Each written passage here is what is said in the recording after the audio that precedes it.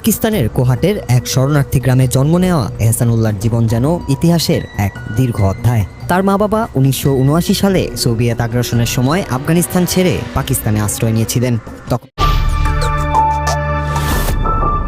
আসসালামু আলাইকুম প্রিয় দর্শক, জানিয়ে দেব এখনকার গুরুত্বপূর্ণ টপ নিউজটি।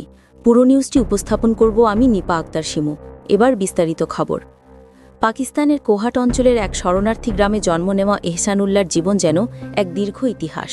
তার মা বাবা ১৯৭৯ সালে সোভিয়েত আগ্রাসনের সময় আফগানিস্তান ছেড়ে পাকিস্তানে আশ্রয় নেন। সেই থেকে সেখানেই তাদের ঘরবাড়ি, সংসার, আর সেখানেই বড় হয়েছেন এহসানুল্লাহ। অথচ আজ তাকেই বিদেশি হিসেবে গণ্য করা হচ্ছে। সম্প্রতি পাকিস্তান সরকার ঘোষণা দিয়েছে দেশজুড়ে থাকা ৫৪টি আফগান শরণার্থী গ্রাম বন্ধ করে দেওয়া হবে। এতে মীরের মতো লাখো মানুষ পড়েছেন চরম অনিশ্চয়তায়। ৪ দশকেরও বেশি সময় ধরে পাকিস্তান আশ্রয় দিয়েছে যুদ্ধাহত আফগান শরণার্থীদের, কিন্তু কূটনৈতিক সম্পর্কে টানাপড়েন শুরু হওয়ার পর পাল্টে গেছে সরকারের মনোভাব।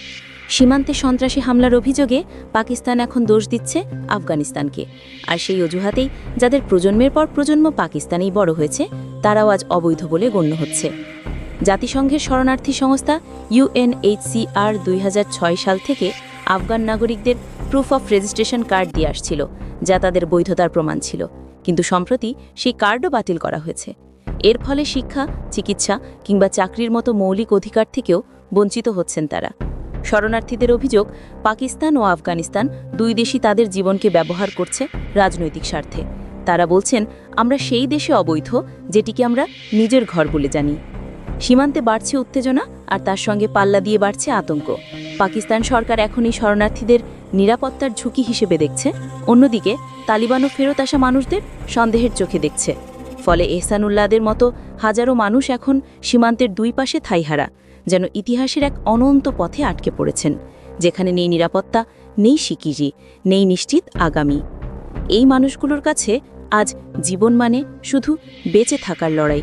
যুদ্ধ, রাজনীতি আর অনিশ্চয়তার এই পৃথিবীতে তারা খুঁজে ফিরছেন শুধু একটি স্থির আশ্রয়, যেটি তারা একসময় নিজের ঘর বলে জানত।